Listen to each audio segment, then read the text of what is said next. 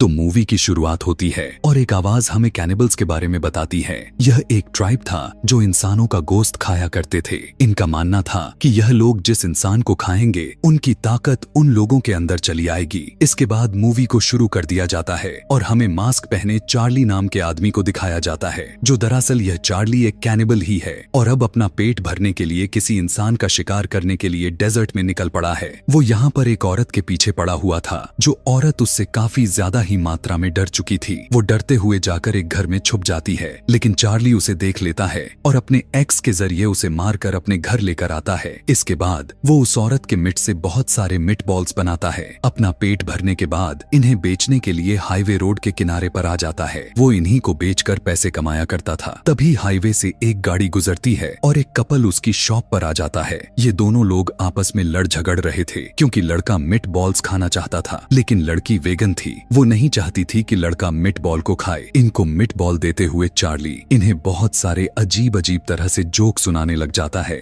जिसे इस लड़के ने बहुत ही एंजॉय किया। यहाँ पर पता चलता है कि चार्ली एक बहुत ही बड़ा कॉमेडियन बनना चाहता है, लेकिन कभी उसे ऐसा मौका ही नहीं मिला। खैर, सामने वाला कपल जब जाने ही वाले थे तो अचानक से चार्ली ने पीछे से अपनी एक्स से उस आदमी के ऊपर वार कर दिया और उसे वहीं पर मौत के घाट उतार दिया। यह देखने के बाद वो लड़की बहुत ही ज्यादा डर गई। वो अपनी जान बचाने के लिए भागती रही और लकीली उसे सड़क पर एक गाड़ी भी मिल गई। इस गाड़ी में एलेनोर नाम की एक लड़की थी, जिससे वो अपनी जान की भीख मांगती है, लेकिन एलेनोर उसकी मदद करने से साफ मना कर देती है। और यहाँ पर रिवील होता है कि वो चार्ली की ही दोस्त थी और उसे पता चल गया था कि यह लड़की इस तरह से जो भागकर अपनी जान बचाने की कोशिश कर रही है, जरूर यह चार्ली का ही शिकार है। जिसके बाद चार्ली यहाँ पर आया और उस लड़की को मारकर अपने घर लेकर जाता है। फिर इस कपल के मिट से वो दोबारा से मिट बॉल्स तैयार करने लग गया था। सीन कट हुआ और अब हम एक क्रिस्टल नाम की एक बहुत ही फेमस सिंगर को देखते हैं। आज के दिन ही उसे एक फेस्टिवल में परफॉर्म करने जाना था, जिसके लिए वो अपने कार से जा भी रही थी। जाते समय रास्ते में चार्ली का एरिया आ गया, जहां एलेनोर कार के साथ खड़ी होकर अपनी गाड़ी खराब होने का नाटक करने लग चुकी थी। असल में यह चार्ली के लिए शिकार करने के लिए आई हुई थी। क्रिस्टल यही सब देखते हुए उसे लिफ्ट दिया और गाड़ी में बैठते ही एलेनोर ने उस पर हमला करके उसे बेहोश कर दिया। इसके बाद चार्ली यहाँ पर आता है और यह दोनों क्रिस्टल को अपने घर के अंदर ले जाते हैं और वहां जाकर चार्ली क्रिस्टल को बांध देता है। क्रिस्टल को जब होश आने पर उसने चार्ली को अपने सामने पाया, जो उसने चार्ली से पूछा कि आखिर तुम मुझसे चाहते क्या हो। चार्ली ने जवाब देते हुए कहने लगा कि नहीं, कुछ नहीं, मैं तो बस चाहता हूँ कि तुम मेरे बस सामने दिखते रहो। यह कहने के बाद चार्ली क्रिस्टल को बहुत सारे जोक्स सुनाने लग गया और क्रिस्टल को समझ नहीं आई कि यह किडनैपर उसे बैठाकर जोक्स क्यों सुना रहा है। क्रिस्टल यहाँ पर चार्ली से कहती है कि मैं तुम्हें जान से मारकर यहाँ से भाग जाऊंगी, लेकिन चार्ली उसकी बातों को ज्यादा ध्यान नहीं देता और खाना खाने बैठ जाता है। यहाँ पर अब हम शेरिफ लिवर को देख पाते हैं, जिसे खबर मिली हुई थी कि क्रिस्टल डेजर्ट साइड पर गायब हुई है। अब क्योंकि वो क्रिस्टल के तलाश में निकला हुआ था, इसीलिए वो चार्ली का दरवाजा नॉक करता है, लेकिन यहाँ पर चार्ली यह कहकर साफ मना कर देता है कि वो किसी क्रिस्टल नाम की लड़की को नहीं जानता और इस घर में अकेले ही रहता है। अब शेरिफ को कोई शक ना हो, इसीलिए वो शेरिफ को अपने घर के अंदर भी लेकर आया था और उसने शेरिफ को बहुत सारे जोक्स भी सुनाए, जिसकी वजह से ये दोनों आपस में काफी फ्रैंक हो गए। कुछ देर के बाद चार्ली टीवी देखने के लिए बैठ जाता है, जहां पर उसे एक क्लब की एड नजर आती है। यह क्लब सभी को ओपन अप का मौका दे रहा था। यहाँ पर सभी कॉमेडियन आकर स्टैंड अप कॉमेडी कर सकते थे। चार्ली, जो हमेशा से एक बड़ा कॉमेडियन बनना चाहता था, उसके लिए यह बहुत ही अच्छा मौका था। वो फैसला कर लेता है कि वो वहां पर जाएगा, जिसके बाद वो अपने कानों में ईयरफोन लगाकर गाने सुनने लग जाता है। यह गाना क्रिस्टल का ही था और हमें यहाँ पर यह समझ आ गई कि उसने क्रिस्टल को अभी तक इसलिए नहीं मारा हुआ था क्योंकि क्रिस्टल उसकी फेवरेट सिंगर थी। गाने लगाकर वो पुरानी लाशों को काटने लग जाता है और उनकी मिट से मिट बॉल्स बनाना शुरू कर देता है। तभी एलेनोर उसके घर आती है और उससे कहने लग जाती है कि मुझे क्रिस्टल के मिट से मिट बॉल्स खानी है, जिस पर चार्ली ने उसे बताया कि अभी तक उसने क्रिस्टल को मारा ही नहीं है। इसके बाद जब चार्ली क्रिस्टल से मिलने के लिए जाता है, तब क्रिस्टल उसके ऊपर बहुत ही गुस्सा करने लग जाती है और उसकी बातों से तंग आकर चार्ली उसकी मुंह पर टेप लगा देता है। वो अब खाना खाते ही टीवी चालू करता है, जहां न्यूज में क्रिस्टल के गायब होने की खबर चल रही थी, क्योंकि क्रिस्टल बहुत फेमस जो थी। और यह खबर सुनकर चार्ली बुरी तरह हंस रहा था, जैसे कोई बहुत ही बड़ा मजाक हुआ हो। अगले दिन हमें इसी डिजर्ट में दो आदमियों को दिखाया जाता है। वो दोनों शायद चोर थे और यहाँ इसी डिजर्ट में किसी कीमती चीज को छुपा कर गए हुए थे और आज यह लोग उस चीज को वापस लेने के लिए आए हुए थे। लेकिन बहुत ही खुदाई के बाद इन्हें अपना खजाना नहीं मिला। इन्हें सामने चार्ली का घर नजर आ गया और उन्हें यह लगा कि जरूर इस घर में रहने वाले आदमी ने ही उनका सामान को गाड़ते वक्त देख लिया होगा और बाद में चुरा लिया। यहाँ पर हम देख भी पाते हैं कि सच में वो चीज चार्ली के पास में थी। वो चीज क्या थी यह तो नहीं दिखाया जाता, लेकिन उस चीज को चार्ली देखकर कह रहा था कि यह सब तो इल्लीगल है। इतनी ही देर में वो दोनों आदमी चार्ली के घर के अंदर जाने के लिए बढ़ गए। यहाँ आते हुए यह दोनों क्रिस्टल को बंधा हुआ देख पाते हैं। उसे देखकर यह दोनों हंसने लग गए, जबकि क्रिस्टल ने इन दोनों को वार्न करते हुए कहने लगी कि यहाँ से भाग जाओ। लेकिन यह लोग जब उसकी बातों को ध्यान नहीं देते तो यहाँ पर चार्ली आकर इन दोनों में से एक आदमी के ऊपर हमला करके उसे मार देता है। यह देखने के बाद दूसरा आदमी अपनी जान बचाने के लिए भागता है, लेकिन चार्ली भागते हुए बाहर आता है और उस पर भी हमला करके उसे भी मार देता है। इसके बाद वो इन आदमियों के पॉकेट को चेक किया, जहां से उसे उस क्लब का पोस्टर मिलता है जो टीवी में स्टैंड अप कॉमेडी का मौका दे रहे थे। इसी पोस्टर पर उस जगह का एड्रेस भी लिखा हुआ था। इसके बाद चार्ली अपने वॉशरूम में जाकर मिरर के आगे खड़ा हो जाता है और अपने आप को तसल्ली देने लग गया कि हाँ, मेरे जोक्स बहुत ही अच्छे और सबसे बेहतर हैं, लोग सुनेंगे तो बहुत ही एंजॉय करेंगे। जिसके बाद वो अपने आप से यह भी कहने लग गया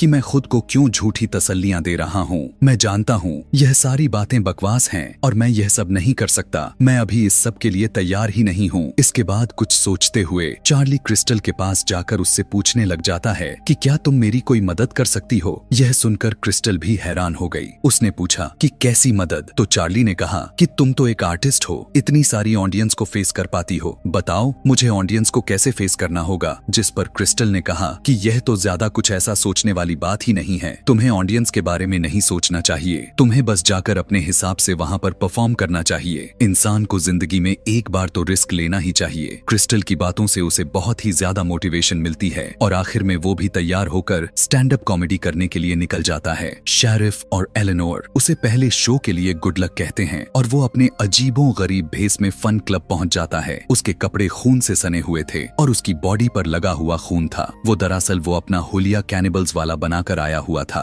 और उसने अपना नाम भी यहाँ पर कैनिबल कॉमेडियन के नाम से रजिस्टर करवाया हुआ था। उससे पहले यहाँ पर बहुत सारे लोग अपने अपने जोक्स को लिख कर लाए हुए थे। वो सभी अपने अपने परफॉर्मेंस देते हैं जिनको लोग काफी एंजॉय करते हैं और उसके बाद फाइनली चार्ली की भी बारी आ जाती है। उसकी जोक्स से सभी लोग बहुत ही ज्यादा इम्प्रेस हो चुके थे। सबने उसकी जोक्स बहुत ही एंजॉय किए, यहाँ तक कि वो पहला कॉमेडियन जिसने यहाँ पर परफॉर्म किया हुआ था वो भी उसकी जोक से बहुत ही ज्यादा इम्प्रेस हुआ था और ये फन क्लब भी उसी का था। चार्ली से इम्प्रेस होकर वो अगले हफ्ते की शो के लिए भी उसे इनवाइट कर लेता है। अब क्योंकि जोक कैनिबल्स वाले थे तो उसने मजाक मजाक में कह दिया, अगली बार तुम अपने साथ डेड बॉडी भी लेकर आना, और यही बात चार्ली ने सीरियस ले ली थी। खैर, अब एक हफ्ते बाद का सीन को दिखाया जाता है। वो सच में एक डेड बॉडी को लेकर उस फन क्लब के लिए निकल चुका था। चार्ली को देखकर वो लड़का कहता है, अरे वाह, तुम तो सच में एक डेड बॉडी लेकर आए, मैंने तो बस मजाक में कहा हुआ था। इन सभी लोगों को अभी भी लग रहा था कि यह डेड बॉडी नकली है और सिर्फ उसकी शो का पार्ट है, लेकिन किसी को यह नहीं पता था कि यह असली डेड बॉडी है। इस डेड बॉडी ने चार्ली की शो को 4 चांद लगा दिए थे। उसके शो में जैसे जान डाल दी थी। उसके जोक्स अब बिल्कुल लाइव महसूस हो रहे थे, जिनको ऑडियंस पहले से भी ज्यादा एंजॉय कर रही थी। इस शो के बाद तो वो कैनिबल कॉमेडियन के नाम से बहुत ही ज्यादा मशहूर हो जाता है। आज के इस इवेंट के बाद से तो वो बहुत ही ज्यादा खुश था। वो घर आया तो उसने घर आते ही क्रिस्टल को भी खोल दिया, क्योंकि वो बहुत ही खुश हो चुका था। वो यह खुशी किसी के साथ सेलिब्रेट करना चाहता था, इसीलिए वो क्रिस्टल को अपने साथ खाने के लिए इनवाइट कर लिया।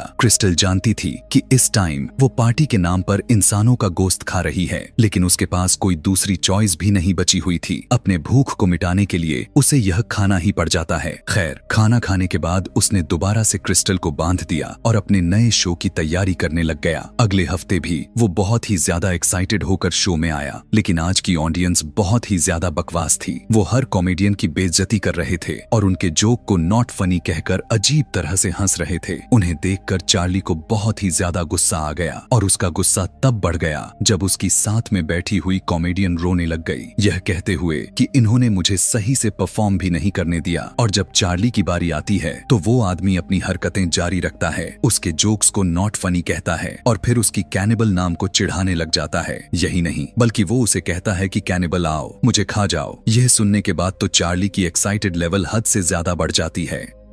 इसके बाद वो वही कांड कर देता है जिसे उसे पहले से आता था। चार्ली ने उसे मार डाला और वो उसे भी खा जाएगा। उसको खाने के बाद चार्ली अपने नए शो की तैयारी करने लग जाता है। वो बहुत ही अच्छी स्क्रिप्ट लिखता है जो अगले हफ्ते पहले की तरह हिट हो जाती है। शो के बाद चार्ली बैठा हुआ था, तभी यहाँ उसके पास शो का ओनर आ गया। उसने चार्ली का स्किन वाला मास्क को देख लिया, जिसे देखकर वो डर गया। उसने चार्ली से पूछा कि यह क्या है, तो चार्ली ने उसे झूठ बोल दिया कि यह नकली है और इसे मैंने खुद बनाया है। अब लोगों की चार्ली में इंटरेस्ट दिखने लग गया था। वो भी चार्ली से चार्ली के बारे में पूछने लग गया। वो कहाँ से है, कहाँ से आया हुआ है। तो चार्ली ने बता दिया कि वो डेजर्ट रोड पर रहता है। यह सुनकर उसने कहा कि अच्छा, मेरी बात को बुरा मत मानना, मैंने सुना है कि वहाँ पर कैनिबल्स रहते हैं। खैर, इस बात को नॉर्मलाइज करने के लिए वो चार्ली से पूछता है, तुम ये कैनिबल्स वाले जोक लाते कहाँ से हो। जिस पर चार्ली ने जवाब देते हुए कहा कि मुझे बनाने की जरूरत नहीं पड़ती, क्योंकि मैं खुद कैनिबल्स वाली लाइफ जीता हूँ। यह सुनकर वो हंसने लग जाता है और चार्ली से कहने लग गया कि यार तुम भी कमाल के हो।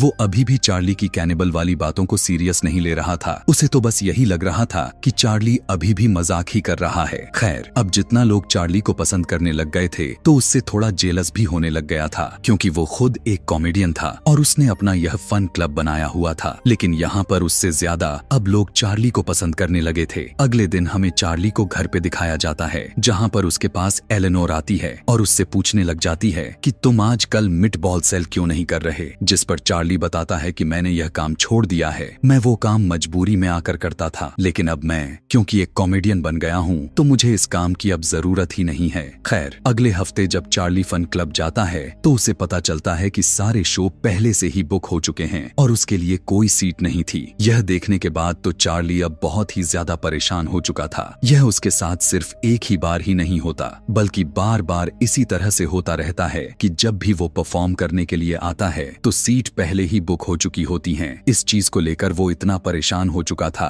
कि शेरिफ जब उसके घर मिट बॉल्स खाने के लिए आया तो उनसे भी अपनी यही परेशानी बताई। तब शेरिफ ने कहा, कोई बात नहीं, तुम्हें शो मिल जाएंगे। तुम्हें ये शो तुम्हारी जोक्स की वजह से मिलते हैं जो बहुत ही अच्छे हैं। मुझे तो हर बार तुम्हारी जोक पर हंसी आती है। खैर, अब वो अगले दिन फन क्लब आता है और ऑनर से फाइनली यह बात पूछ ही लेता है कि तुम मुझे यह शो दे क्यों नहीं रहे। और ऑनर भी उसे सच बता देता है कि तुम्हारे कैनिबल वाले जोक बहुत ही ज्यादा पुराने हो गए हैं, लोग अब उन्हें पसंद नहीं करते, इसलिए तुम्हारी सीट हमेशा किसी और को मिल जाती है। यह बातें सुनकर उसे बहुत ही गुस्सा आ गया था। वो घर आकर यह सारा गुस्सा क्रिस्टल पर उतारता है और उसे कहने लग गया कि मुझे तुम्हारी बात सुननी ही नहीं चाहिए था। तुम्हारी बात सुनकर मैं वहाँ पर गया, लेकिन देखो मैंने क्या कर दिया कि लोगों ने मुझे अब पसंद करना बंद कर दिया है। चार्ली इतना ज्यादा अपसेट हो चुका था कि वो क्रिस्टल से कहता है कि मैं नाकाम हूँ, मुझे मर जाना चाहिए। लेकिन क्रिस्टल यहाँ उसे दोबारा से हौसला देते हुए कहने लग गई कि नहीं, तुम्हारे जोक्स काफी अच्छे हैं। और यह बात सच भी थी। हमें पता चला कि फन क्लब का ऑनर चार्ली के जोक्स को कॉपी करके एक बड़ा शो परफॉर्म करने की तैयारी कर रहा था। उसका दोस्त उसे ऐसा करने से मना तो करता है, लेकिन यह कैरी नामी आदमी उसे यह कहते हुए चुप कर देता है कि तुम मेरे असिस्टेंट हो और यहाँ पर वही होगा जो मैं कहूँगा। वो अब चार्ली वाला यानी कैनिबल वाला हुलिया को बनाकर चार्ली की ही जोक्स को परफॉर्म करने की कोशिश करता है। हम देखते हैं कि आज की शो में शेरिफ भी आया हुआ था, जो उस लड़के को देखकर पहचान जाता है कि उसने चार्ली वाला हुलिया बनाया हुआ है और वो चार्ली की ही जोक्स सुना रहा है, क्योंकि यह सारी जोक चार्ली पहले उसे सुना चुका था। यही बात सुनकर उसने कॉल करके चार्ली को भी बता दिया। यह सुनते ही अब चार्ली के अंदर की आग भड़क उठती है। यह लड़का अब अपने उस बड़े से शो के लिए एक एड भी रिकॉर्ड करने लग जाता है। पता चलता है कि वो अब अपना ग्रैंड शो भी प्लान कर रहा था, कहीं और नहीं बल्कि डेजर्ट रोड पर, जो कैनिबल रोड के नाम से फेमस था, यानी चार्ली के घर के आसपास। अब चार्ली गुस्से से पागल हो चुका था, उसके अंदर बदले की आग जल उठी थी। रात में वो लड़का अपने क्लब से बाहर निकलकर अपने घर जाने के लिए जैसे ही तैयार हुआ तो चार्ली उसके पीछे पड़ जाता है। एकदम अचानक से उसके ऊपर हमला करता है और उसके पैर को जख्मी करते हुए उसे पकड़कर घर ले आता है। चार्ली का घर देखकर यह आदमी हैरान परेशान रह जाता है, क्योंकि यहाँ पर डेड बॉडीज रखी गई थी। उसने चार्ली से कहा कि मैं तो तुम्हारी बातों को सीरियस लेता ही नहीं था, लेकिन तुम तो सच में कैनिबल निकले। वो अब चार्ली से अपनी जान की भीख मांगने लग जाता है और कहने लग गया कि मैं तुम्हें अपना फन क्लब भी देने के लिए तैयार हूँ, लेकिन चार्ली का तो यह पॉइंट था ही नहीं। चार्ली ने उससे पूछा कि आखिर तुम मुझसे क्या चाहते हो, तुमने मुझे परफॉर्म करने क्यों नहीं दिया। तब उसने बताया कि मैं एक बहुत ही मशहूर कॉमेडियन था, लेकिन तुम्हारे आने के बाद से लोगों ने मेरे शो को देखना बंद कर दिए, इसीलिए मैंने तुम्हारा आइडिया चुराने का फैसला किया और तुम्हारे कैनिबल जोक्स को कॉपी करने का डिसाइड किया, जिससे मुझे अच्छी इंगेज्ड मिलती और मेरी रेप्यूटेशन अच्छी हो जाते। तुम्हें तो ज्यादा लोग जानते भी नहीं, कोई मुझ पर कॉपी करने का इल्जाम भी ना लगा पाता। चार्ली अभी उसकी बात सुनकर परेशान ही हुआ था कि पीछे से दिखाया गया कि क्रिस्टल ने अपने आप को छुड़वा लिया था और मौका देखते ही चार्ली के ऊपर हमला करके वो यहाँ से भाग गई। वो यहाँ से जाने से पहले उसने बहुत सी चीजें एक टेप में रिकॉर्ड की हुई थी, जिसे थोड़ी देर बाद चार्ली ने सुनी। क्रिस्टल ने उसमें कहा था कि मैंने कहा था ना कि मैं तुम्हें मार कर भाग जाऊंगी, देखो मैं भाग गई। हम देखते हैं कि क्रिस्टल वहीं पर आई हुई थी जहाँ पर चार्ली जोक्स की परफॉर्म करता था और अब वो वही जोक को परफॉर्म करने लग गई थी। ऐसा लग रहा था कि क्रिस्टल भी एक कैनिबल हो। इस शो को देखने के लिए यहाँ एलेनोर भी आई हुई थी और चार्ली के घर पर हम देखते हैं कि शेरिफ भी आ गया था, जिसे वो लड़का अपनी जान की भीख मांगता है, लेकिन शेरिफ उसकी मदद नहीं करता, यानी वो भी चार्ली का साथ देता है, जिसके बाद चार्ली उस आदमी को मार देता है और यह कहानी यहीं पर खत्म हो जाती है।